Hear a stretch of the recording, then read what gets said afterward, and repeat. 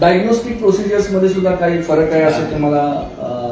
Diagnostic procedures मध्ये पण फरक आहे. आता जसं आता आपण डिस्कस केलं की डायग्नोस्टिक प्रोसिजर्स आपल्याकडे खूप साऱ्या गोष्टी आपल्याला हेच सगळ्या गोष्टी फायनान्शियल कन्स्ट्रेंट्स असतील किंवा या सगळ्या गोष्टी इंडियामध्ये डायग्नोस्टिक प्रोसिजरची कमी असं नाहीये, सगळ्या गोष्टी आहेत, परंतु त्याच्यावरचा जो खर्च आहे तो बऱ्याचशा लोकांना तो सोसणारा नसतो. त्याच्यामुळे आपल्याला मग त्याच्यामध्ये ज्या गोष्टी थोड्याफार प्रत्येक गोष्टीचा विचार करून ज्या अगदीच गरजेच्या गोष्टी आहेत किंवा बऱ्याच वेळी तर असं असतं जी गरजेची गोष्ट असून पण ती करता येत नाही असं पण होऊ शकतं. त्याच्यामुळे हा पण एक मोठा फरक आहे. त्याच्या कारण तेच आहे की बाहेरच्या देशांच्या मध्ये हेल्थ केअर प्रत्येक नागरिकाचं जे आरोग्य आहे ते सरकारची रिस्पॉन्सिबिलिटी आहे असं ते त्याच्यानुसार त्यांची सगळी रचना आहे. त्याच्यामुळे त्या गोष्टीमध्ये थोडा फरक पडतो. इन्व्हेस्टिगेटिव्ह प्रोसिजर आता सेवा सदनमध्ये आपल्याकडे रोबोटिक अँजिओप्लास्टी भारतातलं 5वं मशीन आणि जगात आता दुबईमध्ये सुद्धा फक्त एकच हे रोबोटिक अँजिओप्लास्टीचं मशीन.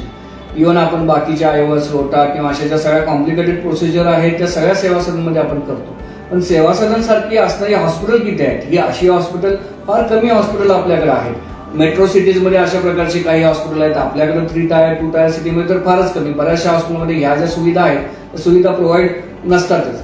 पण आता आमचा कन्सेप्ट असा आहे की या सगळ्या गोष्टी तुमच्या इन्शुरन्समध्ये बसत नाहीत आणि गव्हर्नमेंट स्कीममध्ये बसत नाही आणि त्याचा प्रोक्युरमेंटचा कॉस्ट त्याचा जी कॉस्ट आहे त्यामुळे ही थेरपी आम्हाला सगळ्या लोकांना जनसामान्यापर्यंत ती थेरपी पोहोचवता येत नाही. ही थेरपी जी लोक अफोर्ड करतात ज्यांना आम्ही थोडंसं बऱ्याच लोकांना आम्ही कन्सेशनल प्राइस मध्ये ही थेरपी आमच्याकडे करतो पण याचा रीच सगळ्यांपर्यंत पोहोचू शकत नाही.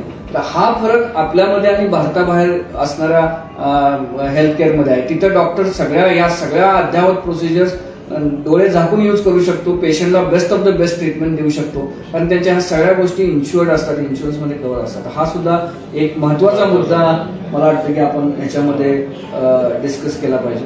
आणि तरी पण एवढ्या सगळ्या गोष्टी असून पण आपण इंडियामध्ये एवढी सगळी टेक्नॉलॉजी आणतोय आपल्या सेवा सदनच्या माध्यमातून, हे पण मोठी गोष्ट आहे आणि त्याचा लाभ बरेचसे लोक ट्रीटमेंटसाठी तुम्ही ऐकलं असेल अमेरिकेत गेले किंवा युरोपमध्ये गेले, पण आता सध्या तीच टेक्नॉलॉजी जर आपल्या भारतामध्ये पण असेल तर आपण त्याचा लाभ घ्यायला काय हरकत नाही.